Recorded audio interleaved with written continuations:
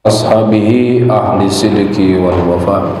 Subhanaka la ilma lana illa ma 'allamtana innaka antal alimul hakim wa tub 'alaina innaka antat tawwabur rahim wa taqabbal minna innaka antas samiul alim. Jemaah Masjid Al-Hidayah dimuliakan Allah. Alhamdulillah, kita bersyukur saat ini kita masih diberikan kesehatan, panjang umur, nikmat hidayah iman Islam sehingga kita bisa sama-sama menjalankan kewajiban kita sholat maghrib berjamaah. Mudah-mudahan sholat kita diterima oleh Allah Subhanahu wa taala. Amin. Kita lanjutkan pembacaan kitab Isnidad Yaumil Ma'ad, persiapan hari kematian. Ya. Ngeri ini judulnya. Jadi kitab aslinya Istidad Yaumil Ma'ad, persiapan menuju hari kematian. Syarahnya yaitu Nasaihul Ibad, nasihat bagi hamba-hamba Allah, yang disusun oleh Syekh Ibnu Hajar Al-Asqalani dan disyarahkan oleh Syekh Nawawi Al-Bantani. Sebelumnya kita baca suratul Fatihah. Ila muallif hadzal kitab nafa'ana bil bidarain wa ila khusyina. Al-Fatihah. A'udzu billahi minasy syaithanir rajim. Bismillahirrahmanirrahim. Alhamdulillahi rabbil alamin. Arrahmanir rahim. Maliki yaumiddin. Iyyaka na'budu wa iyyaka nasta'in. Ihdinas siratal mustaqim. Siratal ladzina an'amta 'alaihim ghairil maghdubi 'alaihim waladdallin. Amin. Bismillahirrahmanirrahim. Wa an Abdullah ibnil Mubarak, dari Abdullah bin Mubarak rahimahullahu ta'ala alaih, man shalla kulla yaumin, barang siapa yang sholat sunnah kulla yaumin, setiap hari, isnatai asyrata rakaatan, sebanyak 12 rakaat, faqad adda haqqas sholati, maka sungguh ia telah menunaikan hak sholat, telah menyempurnakan sholat. Waman soma, dan barang siapa yang berpuasa, min kulli syahrin, dari setiap bulan, salasata ayyamin, 3 hari, faqad adda, maka sungguh ia telah menunaikan haqqos siyami, hak berpuasa. Waman qara'a, dan barang siapa yang membaca Al-Quran, kulla yaumin, setiap hari, mi'ata ayatin, minimal 100 ayat, faqad adda, maka ia sungguh telah menyempurnakan haqqal qiraati, hak membaca Al-Quran. Waman tasaddaqa, dan barang siapa yang bersedekah, fi jumu'atin, setiap Jumat, bidirhamin, dengan 1 dirham, faqad adda, maka sungguh ia telah menyempurnakan haqqas sedekah, hak bersedekah. Sudah hafal semua? Alhamdulillah, di luar kepala ya. Jemaah dimuliakan Allah, sebagaimana sabda Rasul, kun aliman au muta'alliman au mustami'an au muhibban wala takun khamisan fatahlika. Kun aliman, kamu harus menjadi orang alim ya. Jadi ini perintah Nabi. Jadi ulama, jadi kiai, jadi ustad atau gus, apalagi ajengan, ya. Ini perintah Allah, perintah Nabi. Kun aliman, hendaklah kamu menjadi ulama. Kalau nggak sanggup jadi ulama, au muta'alliman, jadi santri. berangkat ke pondok, ya, bawa pakaian, bawa kitab, bawa buku, bawa bekal, jangan pulang-pulang sebelum bisa ngaji. Jadi santri, sanggup jadi santri? Ya, udah punya istri, punya anak, banyak hutang, ya kan, nggak sanggup jadi santri, ya kan? Siapa yang mau bayarin hutang? Au mustami'an, kalau nggak sanggup jadi kiai, nggak sanggup jadi ulama, nggak sanggup jadi santri, au mustami'an, jadi mustami', jadi pendengar, gitu ya. Ini kelompok mana nih? Ulama, santri, atau mustami'?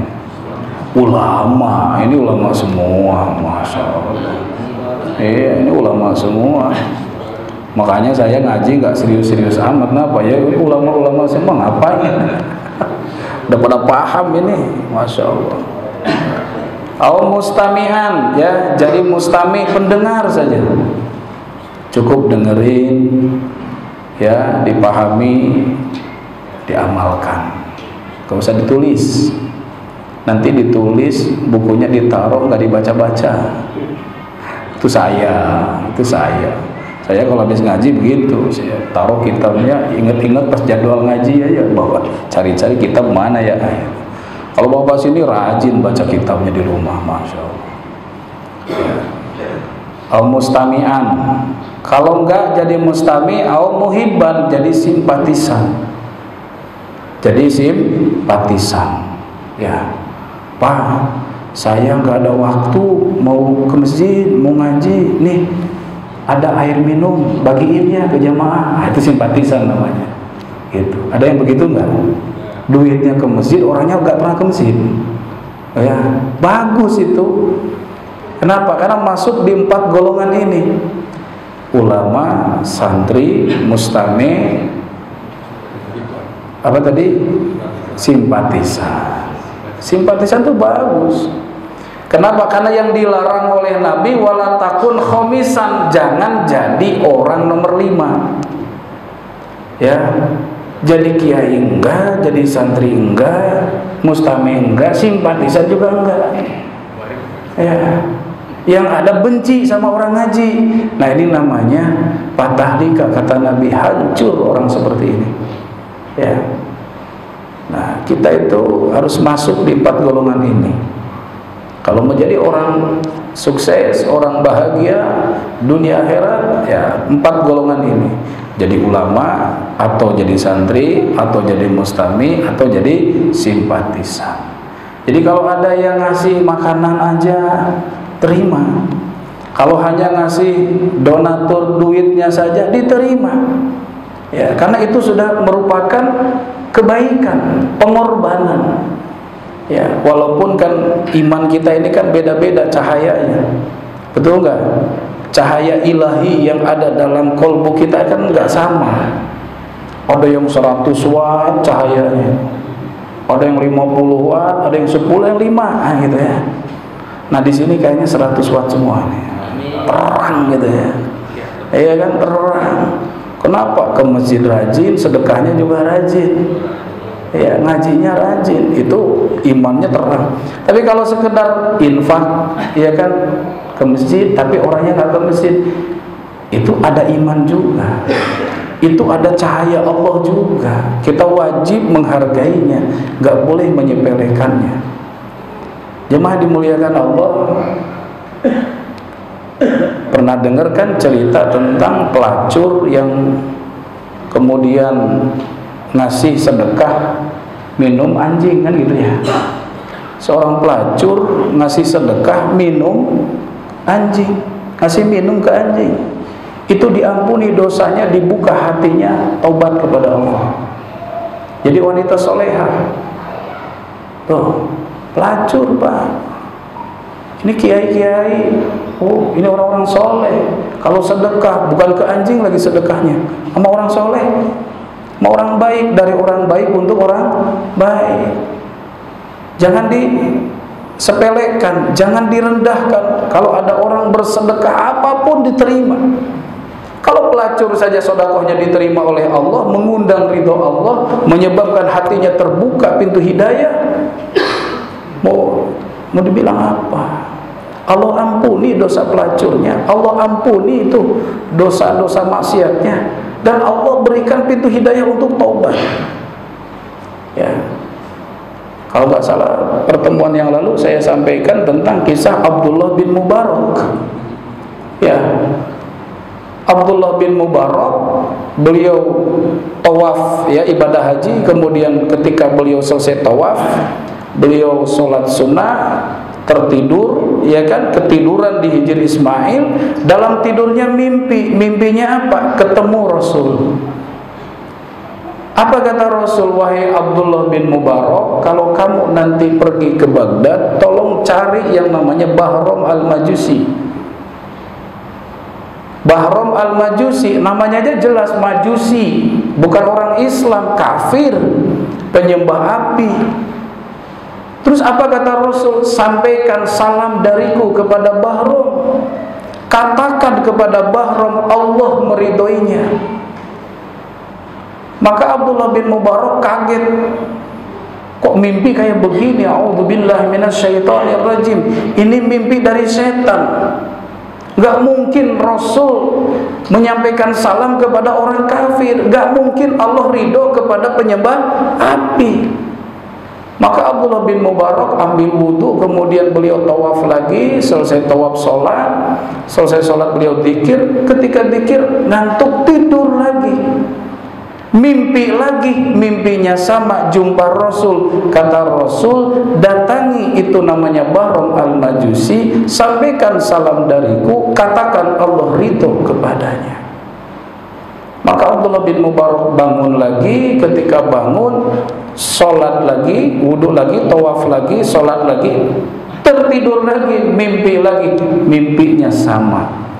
Maka beliau katakan, ini mimpi benar, tidak mungkin ini mimpi ini salah. Kenapa? Berulang-ulang 3 kali mimpi itu. Kemudian beliau pergilah ke Baghdad, beliau cari yang namanya siapa? Bahram al-Majusi. Ya, ketemulah dengan namanya Bahram yang sudah berumur, sudah tua, sudah aki-aki. Dialoglah Abdullah bin Mubarak dengan Bahram, wahai Bahram, tolong sampaikan, ceritakan kepadaku amal kamu yang terbaik, amal kamu yang bagus. Kata Bahram, saya punya anak perempuan 2, laki 2. Itu saya kawinkan bersaudara, adik kakak saya kawinkan. Kata Bahram. Maka kata Abdullah bin Mubarak, ini bukan amal baik, ini amal tidak baik, ini haram dalam agama Islam, gak boleh. Agama kami melarang menikah sesama saudara, adik kakak. Mungkin ada yang lain kebaikan kamu yang pernah kamu lakukan. Kata Bahram, saya punya anak perempuan lagi, anaknya sangat cantik. Saya carikan jodoh buat anak saya yang ganteng, gak ketemu, karena terlalu cantik anak saya. Akhirnya saya menikahi anak saya, tuh, dikawin sendiri tuh sama bapaknya. Kata Abdullah bin Mubarak, ini juga haram di agama kami, ini bukan kebaikan, mungkin ada yang lain. Artinya jemaah dimuliakan Allah, Bahram itu kelakuannya kayak begitu, udah nyembah api, ya kan? Anaknya dikawinkan sesama saudaranya, anaknya sendiri, perempuan putrinya sendiri dikawin sama dia, Bahram ini. Maka kata Abdullah bin Mubarak, mungkin ada yang lain kebaikan kamu. Maka diceritakan oleh Bahram, ketika malam pertama saya mau menggauli anak saya, yaitu jadi istrinya, itu ada seorang perempuan yang nyalain lampu. Nah, biasanya mau menggauli kan dimatiin lampunya, dinyalain lampunya sama perempuan itu. Saya kejar perempuan itu, kata Bahram. Dikejar perempuan itu, lari ke sebuah gubuk. Di dalam gubuk itu terdengar suara anak-anak yang menangis. Bu, lapar bu, sudah lama kita nggak makan, kapan kita makan? Mana makanannya bu? Kata ibunya, kata perempuan itu, nah yang sabar, ibu belum dapat makanan. Ibu mau minta sama Bahrom, dia orang kafir, dia orang majusi, ibu nggak sanggup, ibu malu mau minta sama orang kafir. Terdengar oleh Bahrom, maka Bahrom langsung pergi ke rumahnya, ambil, ada air minum, oh ada kue, nggak ada kue ya sini ya, ada kue, ada apa, makanan, dibawa ke rumahnya makanan, dikenyangkan malam itu oleh Bahrom. Maka satu keluarga tidur dalam keadaan kenyang. Cerita ini kemudian tadi disampaikan kepada Abdullah bin Mubarak. Kata Abdullah, ini yang saya maksud, ini yang namanya kebaikan. Saya yakin ini gara-garanya ini. Emang kenapa, kata Bahrom? Saya baru pulang dari Mekah, saya mimpi 3 kali jumpa dengan Rasul. Beliau katakan salam kepada Bahrom, kepada kamu, dan beliau katakan Allah ridho kepada kamu. Karena inilah mungkin kamu diberikan keridhaan oleh Allah. Karena inilah Rasul salam kepada kamu. Maka Bahrom itu senang, dapat salam dari siapa? Dari Rasulullah. Terbuka pintu hatinya, terbuka pintu hidayahnya. Maka beliau saat itu di depan Abdullah bin Mubarak mengucapkan 2 kalimat syahadat, asyhadu an la ilaha illallah wa asyhadu anna Muhammadar Rasulullah. Tidak lama setelah bersyahadat, beliau jatuh tersungkur dan wafat. Ini namanya mati husnul khotimah. Dari kecil sampai tua, sampai dewasa, sampai aki-aki nyembah api, agamanya kafir, ya, berbuat jahat, maksiat. Menjelang wafatnya, dia bersedekah, memberi makan kepada orang miskin. Allah buka pintu hidayah sehingga dia mati husnul khotimah. Itu dosa seumur hidupnya dihapus Pak dengan kalimat syahadat. Mati bersih dari dosa, masuk surga. Nah, jamaah yang dimuliakan Allah Subhanahu wa taala, kita tidak boleh menyepelekan kebaikan orang. Bisa jadi dengan pengorbanan mereka yang sedikit itu bisa menyebabkan terbuka pintu hidayah. Apalagi jamaahnya Al-Hidayah, terbuka pintu hidayah, itu ya. Jemaah dimuliakan Allah, ini kisah tentang apa? Istilahnya apa tadi? Simpatisan. Ya, jadi tidak ada salahnya kalau ada orang sekedar, oh saya bantu bangun masjid walaupun nggak sempat ke masjid. Oh saya bantu operasional masjid walaupun orangnya belum aktif ke masjid. Diterima saja. Karena ini bisa jadi sebagai wasilah, sebagai asbab terbukanya pintu hidayah. Baik jamaah dimuliakan Allah. Jadi kata Syekh Abdullah bin Mubarak, ya, Abdullah bin Mubarak ini orang mana? Beliau orang Turki, ya. Hafidul Qadi Nuhul Marwazi. Beliau adalah cucu dari seorang qadi, ya, seorang hakim di Turki yang namanya Nuh Al-Marwazi. Beliau sampaikan yang pertama, barang siapa yang sholat sunnah setiap hari 12 rakaat, maka sungguh ia telah menyempurnakan hak sholat. Ya, jemaah dimuliakan Allah, ada nggak yang sholatnya dari takbir sampai salam khusyuk sempurna? Saya belum. Kalau bapak-bapak saya nggak tahu, ya. Kalau saya belum bisa khusyuk full dari takbir sampai salam.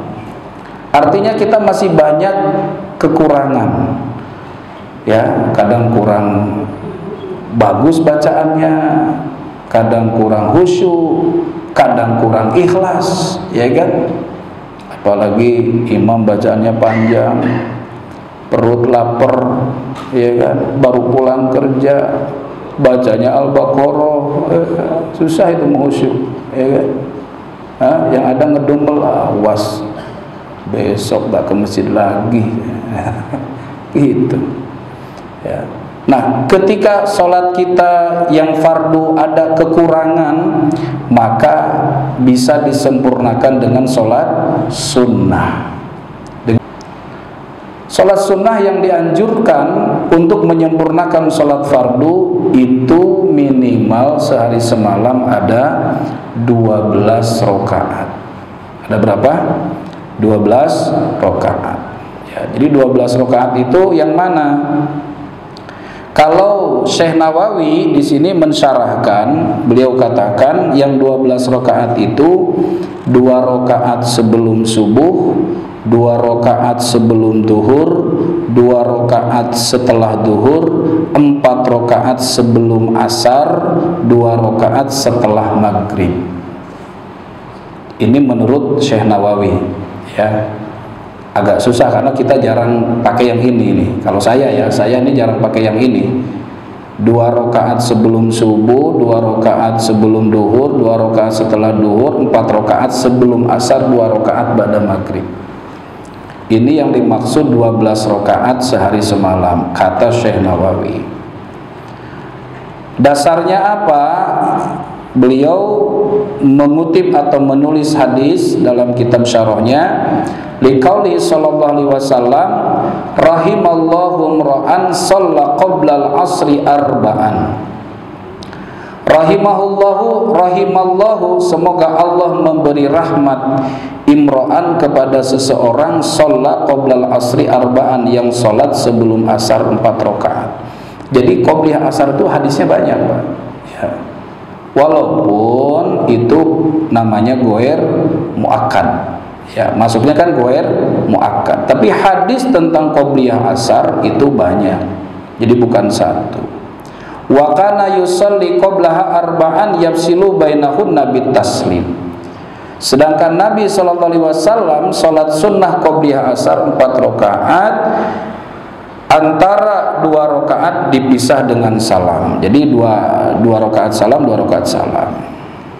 Walid Tabrani, dan di dalam hadis riwayat Imam Tabrani, man shalla arba'a raka'atin qabla al-'asri, barang siapa yang salat sunnah 4 rakaat sebelum asar, haramallahu badanahu 'alan nar, maka Allah haramkan tubuhnya dari api neraka. Itu. Ya, jadi ini bagi yang mengamalkan qobliyah asar, ada dalilnya.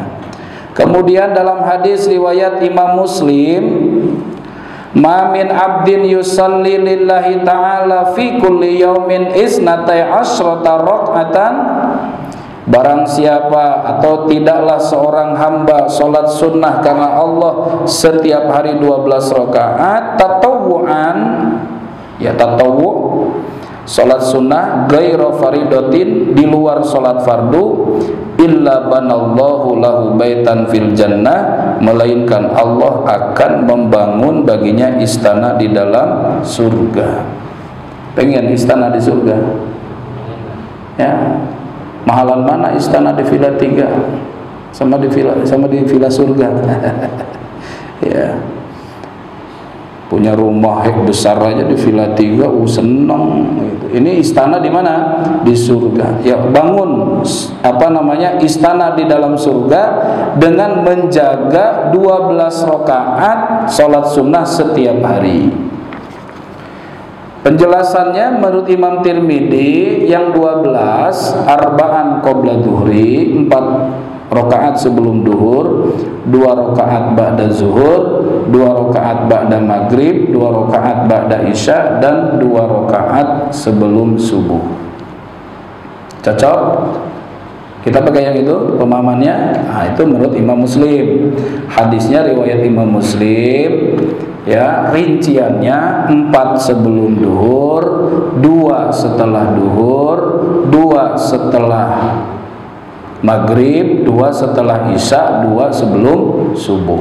Jadi yang nggak ada apa? Sebelum asar, sebelum maghrib, nggak ada kan di sini. Nah, jadi monggo mau yang mana? Yang penting 12 rakaat itu aja. Yang penting 12 rakaat minimal dalam satu hari sholat sunnah. Bahkan ada ulama yang mengatakan pokoknya sholat sunnah apa saja, termasuk sholat duha. Kalau misalnya nggak keburu sholat rawatib, qobliyah atau ba'diyah, oh saya mau sholat duha sehari 12 rakaat, itu juga masuk dalam hadis. Kenapa? Karena Nabi tidak mengatakan di situ sholat tertentu, pokoknya tatawu'an ghairul faridoh. Siapa yang sholat sunnah 12 rakaat setiap hari, bukan sholat fardu atau di luar sholat fardu, berarti kan sholat sunnah apa saja kan? Bisa sholat rawatib, bisa bukan sholat rawatib. Jadi kalau sholat duha 12 rakaat, fadilahnya sama seperti membangun istana di dalam surga. Gitu. Jadi monggo. Gitu. Oh, makanya orang kita, orang Islam di kita itu kalau pengen kaya sholat duha katanya, begitu, betul nggak? Kalau pengen kaya sholat duha, memang betul. Ya, kalau sholat duhanya 12 rakaat berarti sama dengan membangun istana. Berapa biayanya? Ya, bisa membangun istana, berarti orang kaya. Orang yang sholat duha berarti orang kaya. Kalau sholat duhanya 12 rakaat. Nah, makanya dibuat nih ya apa itu gerakan duha gitu ya kan. Gerakan sholat duha. Di sini lagi disebutkan ada hadis man shalla qabla dhuhri arba'a raka'atin ka'annama tahajjad bihinna bin lailatihi. Barang siapa yang sholat sunnah sebelum duhur, ka'annama tahajjad, seolah-olah ia sholat tahajud di malam harinya. Jadi orang yang sholat sunnah sebelum duhur itu mendapat pahala seperti sholat tahajud di malam harinya. Gitu. Kok bisa begitu? Karena laisa, kata Ibnu Mas'ud, laisa syai'un ya'dilu salatal laili min salatin nahar illa arba'an qabla dhuhri. Nah, jadi ini komentarnya Ibnu Mas'ud bahwa tidak ada sholat sunnah yang sebanding dengan sholat tahajud melainkan 4 rakaat sebelum duhur. Ya, jadi tidak ada sholat yang sebanding dengan sholat tahajud melainkan 4 rakaat sebelum duhur. Jadi orang yang 4 rakaat sebelum duhur itu sekaligus mendapat nilai yang sama dengan sholat tahajud di malam hari. Kemudian hadis yang berikutnya wa yaqul, dan beliau bersabda, ya, wa kana yusallihinna wa yutilu fihinna ruku was sujud. Baginda Rasul kalau sholat qobliyah duhur agak panjang bacaannya, rukunya agak panjang, sujudnya agak panjang. Ya. Tapi ya lihat waktu ya. Ya. Kalau datang ke masjidnya telat, tinggal 1 menit, dipanjangin, kasihan yang lain dan nungguin. Ya. Dan beliau berkata, innaha sa'atun tuftahu fiha abwabus sama. Sesungguhnya pada waktu itu dibukanya pintu-pintu langit. Jadi waktu zuhur ini adalah waktu di mana dibuka pintu langit, di mana doa-doa kita mudah untuk diangkat, diterima oleh Allah. Ya, gitu. Nah, ini yang pertama ya. Ini apa namanya? Nasihat yang pertama, jaga sholat sunnah 12 rakaat setiap hari. Itu minimal Pak, 12 rakaat itu minimal. Artinya yang mau lebih silakan. Ya, tadi seperti qobliyah duhur, qobliyah asarnya, qobliyah maghribnya monggo. Gitu. Yang kedua, wa man shoma min kulli syahrin salasata ayyamin faqad adda haqqas siyam. Barang siapa yang berpuasa setiap bulannya 3 hari, ya, ulangi, berapa hari Pak? 3 hari dari setiap bulan. Dalam 1 bulan 3 hari. faqad adda haqqas siyam, maka sungguh ia telah menyempurnakan hak puasa. Puasa Ramadan kita banyak ketidaksempurnaan, maka bisa disempurnakan dengan puasa apa? Sunnah. Puasa sunnah mana? Banyak. Minimal puasa sunnah 3 hari setiap bulan. Ini yang menyempurnakan puasa kita. Ya. 3 hari itu kapan dilaksanakannya? Wahia ayyamul bid, yaitu hari-hari putih, hari-hari terang. Disebut puasa ayyamul bid. Tanggal berapa? 13, 14, 15. Bulan Komariah, ya, bukan bulan Syamsiah, bukan bulan Masehi, Pak. Tapi yang dilihat bulan Komariah. Karena apa? Karena ayyamul bid. Kalau tengah bulan itu, kalau bulan Komariah terang bulan. Gitu. 13, 14, 15, kecuali di bulan Zulhijjah. Karena kalau bulan Zulhijjah ada yang dilarang kan? Tanggal 11, 12, 13. Berarti ngitungnya bukan dari 13, ngitungnya dari 14, 15, 16. Itu ayyamul bidnya kalau bulan Zulhijjah. Ya, oh masih banyak sate. Enggak tahan lihat sate. Ya sudah, terserah dah, ya kan? Pokoknya puasa 3 hari setiap bulan, walaupun bukan ayyamul bid, walaupun bukan Senin Kemis.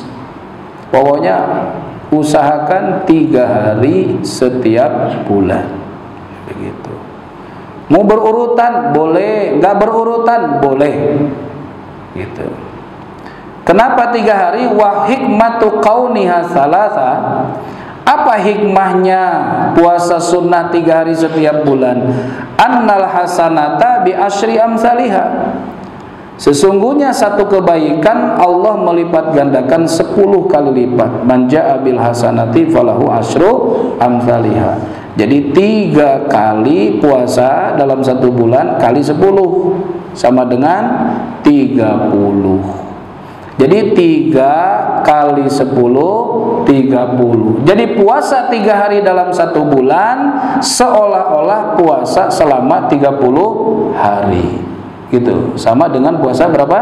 30 hari. Jadi kalau setiap bulan puasa 3 hari seolah-olah puasa selama 1 tahun. Kalau tiap tahunnya dalam 1 bulannya puasa 3 hari sampai meninggal, berarti seumur hidup puasa. Oh, 3 hari, Pak. Ya, ada waktu 27 hari yang lain buat makan-makan, buat pesta-pesta. Ada waktu 27 hari. Luangkan, sisihkan 3 hari dalam 1 bulan. Ini dalam rangka menyempurnakan apa? Hak puasa kita ketika puasa wajib kita, puasa Ramadan kita belum sempurna. Kemudian Abu Hurairah mengatakan, ausoni khalili bisalasin la ada'ahunna hatta amut. Kekasihku Rasulullah telah berwasiat kepadaku 3 perkara, dan aku tidak akan dan tidak pernah meninggalkannya sampai meninggal. Ya. Jadi ini azamnya Abu Hurairah, saya tidak akan meninggalkan ini sampai mati. 3 wasiat Nabi. Apa itu? Yang pertama, puasa 3 hari dalam 1 bulan. Yang kedua, sholat duha 2 rakaat. Yang ketiga, sholat witir sebelum tidur. Ini wasiat Nabi kepada Abu Hurairah. Ya, ada 3. 1, puasa 3 hari setiap bulan. 2 rakaat sholat duha. 3, sholat witir sebelum tidur. Jadi witir itu bisa sebelum tidur, bisa setelah tidur. Kalau witir sebelum tidur berarti nggak ada witir lagi. Ya, pada malam itu nggak boleh witir lagi, karena kata Nabi, la witroni fi lailatin wahidatin, tidak ada sholat witir 2 kali dalam 1 malam. Gitu. Kalau witirnya mau di akhir, monggo. Bagus, karena ada hadis ij'alu akhira sholatikum billaili witron. Jadikan akhir sholat malam kalian itu dengan witir. Ya, mana yang mau dipakai? Jangan sampai nanti ajalah witirnya akhir malam ya. Akhirnya awal enggak, sebelum tidur enggak, bangun tidur juga enggak. Itu. Ini orang tertipu oleh setan, ya. Jadi terserah kondisi kita bagaimana. Kalau capek banget, aduh takutnya nggak bangun nanti tahajud, dah witir sebelum tidur. Karena ini sholat yang tidak pernah ditinggalkan oleh Rasul. Ya. Makanya witir itu wajib kepada Nabi, sunnah bagi umat. Gitu. Kalau Nabi wajib witir itu, seperti bersiwak. Bersiwak itu wajib Nabi, karena Nabi tidak pernah meninggalkan. Jadi sunnah yang tidak pernah ditinggalkan oleh Nabi, itu artinya Nabi mewajibkan atas dirinya tapi mensunnahkan bagi umatnya, gitu. Yang dimuliakan Allah. Nah ini yang kedua ya, puasa 3 hari dalam 1 bulan. Yang ketiga, waman qara'a kulla yaumin mi'ata ayatin faqad adda haqqal qiraah. Barang siapa yang membaca setiap hari minimal 100 ayat dari Al-Qur'an, maka sungguh ia telah menyempurnakan hak membaca Al-Qur'an. Jadi minimal sehari berapa ayat? 100 ya. Sanggup? Insya Allah ya. Kalau surah Yasin berapa ayat? 83 ayat. Tinggal cari tambahannya berapa ayat? 17 ya. 17 ayat. Ya, sempurnakan minimal sehari semalam baca Quran 100 ayat.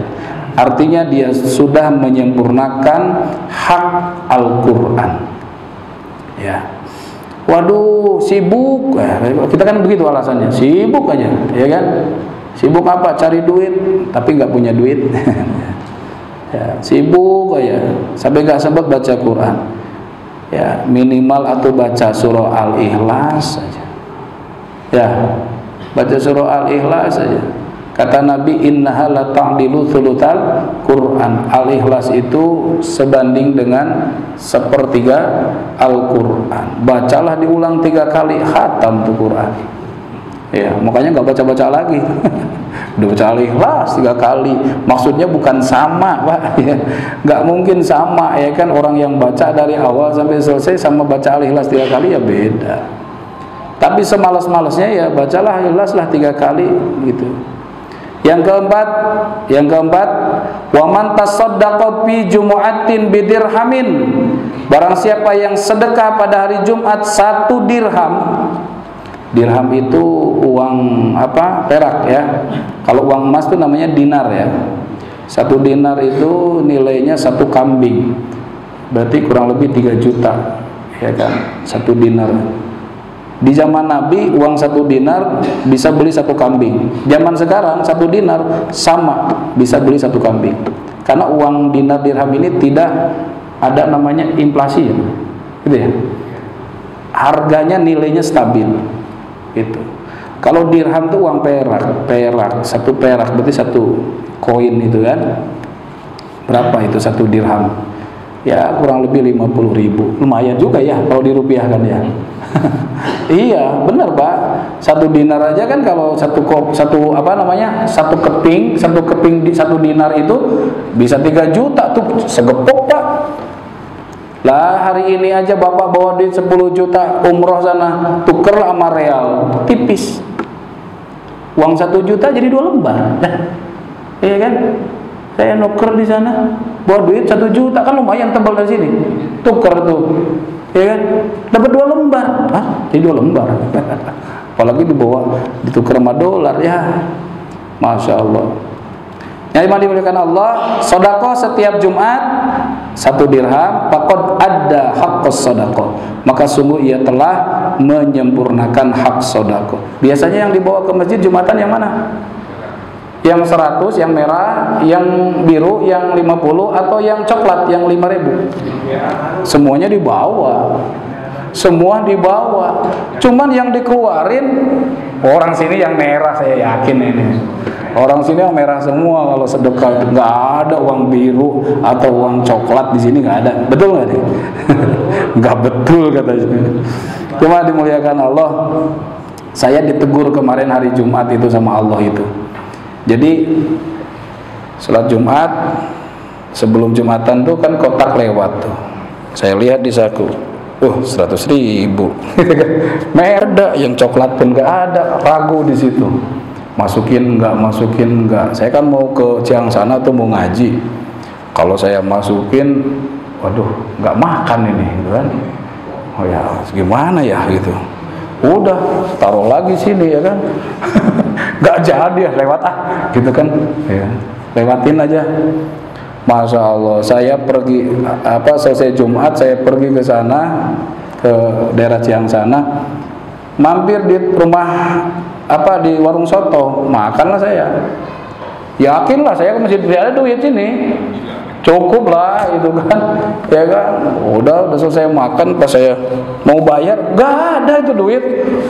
Masya Allah, ingat saya sama dosa saya tadi Jumatan. Astagfirullahaladzim, ya Allah saya ditegur gitu kan. Kenapa saya ragu?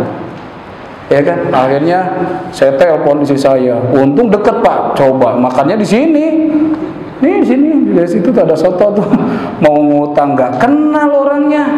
Ya kan, baju kayak begini kan, masa iya Ustadz ngutang ya kan. Telepon di saya, datang sini bawa duit. Ada apa? Di situ tawa dia. Makan gak bawa duit, malu-maluin aja. Bukan gak bawa duit, itu duit hilang. Ya, itu jadi pelajaran banget bagi saya. Kenapa? Masuk kotak enggak, masuk ke perut enggak. Masya Allah. Jadi jangan ragu-ragu ya. Masya Allah. Nanti hilang semua loh Pak, ya kan? Bukan didoain loh ini. Itu contoh Pak. Masya Allah. Kita itu suka ragu-ragu kalau mau beramal, ya kan? Ya, 155.000. Wah, udah itu nggak tahu tangan itu kok kenapa? Kok tahu ya gitu, yang 100 kepegang, yang 50 tapi kenapa yang keluar 5.000 gitu, seolah-olah tangannya ada matanya gitu ya kan, kok tahu ya yang keluar tuh kok 5.000 gitu. Ya jemaah dimuliakan Allah. Jadi ada 4 ya nasihat Syekh Abdullah bin Mubarak. Pertama, jaga sholat sunnah sehari semalam 12 rakaat. Yang kedua, puasa 3 hari dalam 1 bulan. 3, baca Quran 100 ayat setiap hari. Yang keempat, sodakoh Jumat. Ya, sodakoh Jumat. Kenapa Jumat itu Sayyidul Ayyam? Ya, rajanya hari, Yaumun Mubarak, hari yang diberkahi oleh Allah. Maka pahalanya jelas berbeda dengan sedekah di hari-hari yang lain. Memang yang bagus sodakoh itu tiap hari, tapi minimal sodakoh itu 1 Jumat sekali, begitu ya. Sebagaimana dalam 1 tahun dianjurkan banyak sedekah di bulan Ramadan. Mudah-mudahan ilmu kita bermanfaat, apa yang sudah kita dengarkan bisa kita amalkan, dan mudah-mudahan kita semuanya panjang umur, sehat walafiat, dimudahkan urusan rezeki, dimudahkan urusan duniawi dan ukhrawi, keluarga yang sakinah, anak yang soleh dan solehah, wilayah kampung kita menjadi tempat yang barokah. Subhanakallahumma bihamdika asyhadu an la ilaha illa anta astaghfiruka wa atubu ilaik. Terima kasih. Wassalamualaikum warahmatullahi wabarakatuh.